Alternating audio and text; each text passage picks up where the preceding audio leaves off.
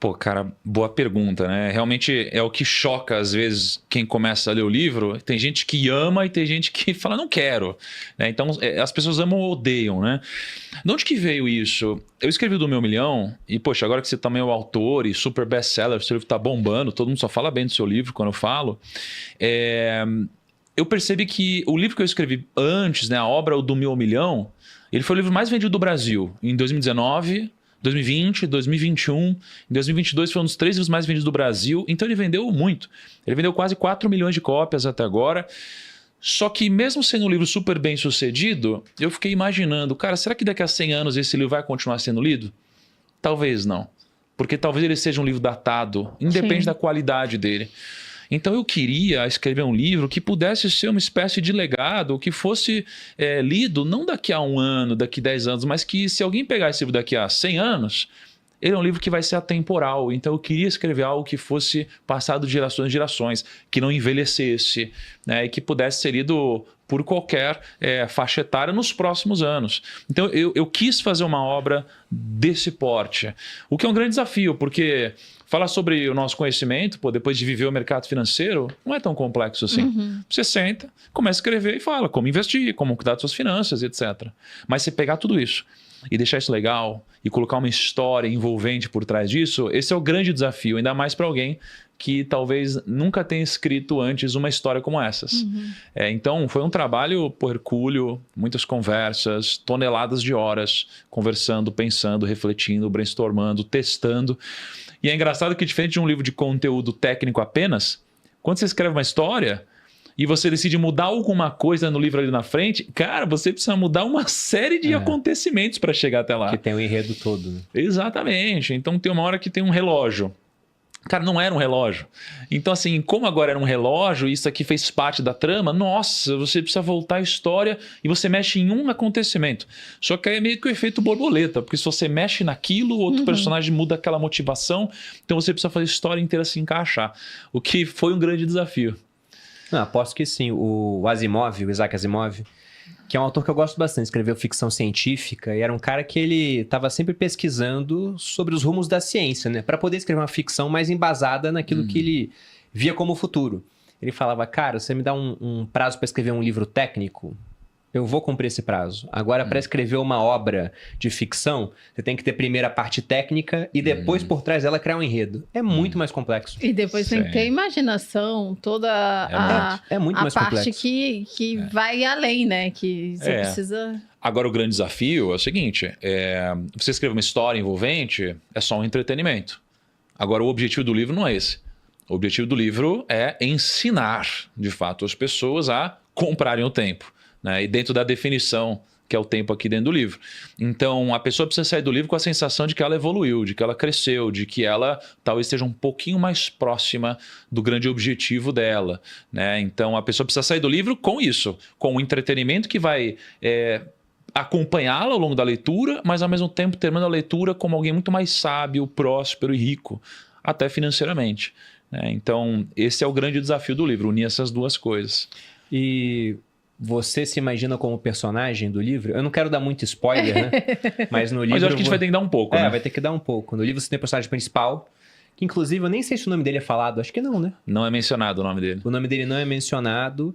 E ele tem uma filha, que tá chegando agora na idade adulta. Tá fazendo 18 anos no começo do livro, é isso? É próximo de 20 anos. Próximo de 20 anos. E eles não se entendem muito bem. Na verdade, ele gosta muito dela, ela gosta muito dele, mas é aquela fase de final de adolescência, início da fase adulta, né? Onde o pai e o filho não falam a mesma linguagem. E eles acabam, devido a um artefato sumério antigo, chamado Tábua do Tempo, voltando no tempo. E aí eles têm vários saltos no tempo, desde uma época mais antiga, lá na Babilônia, depois vai Egito, Roma Antiga, até que eles voltam para o mundo atual e as lições vão aparecendo ao longo desse livro. E você se identificou, assim, pensou, esse cara que serei eu e essa personagem é minha filha, não sei se é a Sofia, ou pensou em outra criança que vocês querem ter? Sim. Como é que foi? Cara, eu acho que isso é uma grande reflexão, porque esse personagem ele pode ser eu, mas só descobriremos no futuro. Né? Não temos a certeza disso. Por quê? Porque eu não tenho uma filha chamada Lídia, E muito menos uma filha de 20 anos. Eu também não tenho a idade do personagem principal do livro, não é? Então, será que sou eu? Talvez, né?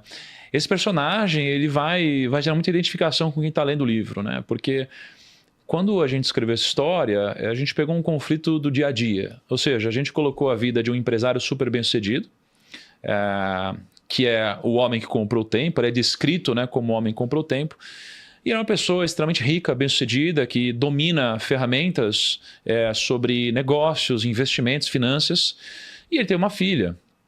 E essa filha, ela chama Lídia.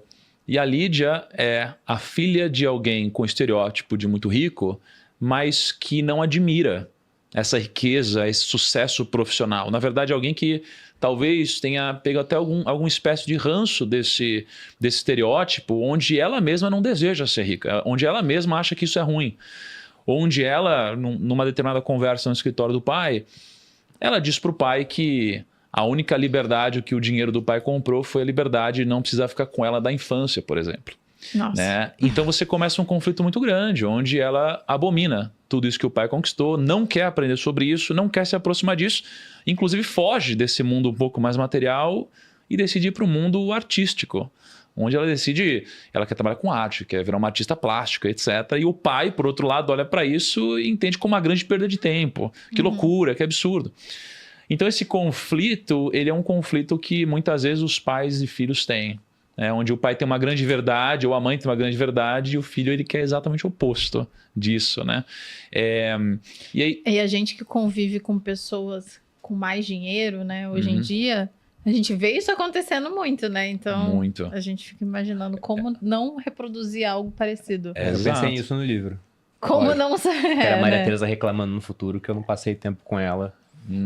Ou que a gente só tem dinheiro e isso não importa tanto. Sim. E a gente às vezes vive isso com outras pessoas. Às vezes as pessoas olham pra gente e eu vou dizer assim, eu tenho um patrimônio um pouco acima da média. As pessoas chegam e às vezes olham para isso como se isso fosse um demérito, como se isso fosse algo ruim, como se isso fosse uma falta de humildade.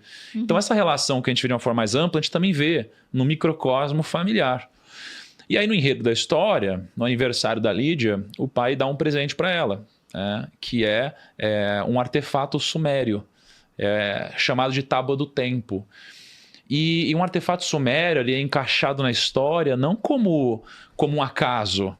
Na verdade, um artefato sumério, né, vem ali da época da Mesopotâmia, e a Mesopotâmia é um berço na sociedade muito importante quando a gente fala de números, porque foi de lá que foi desenvolvido o calendário sexagesimal.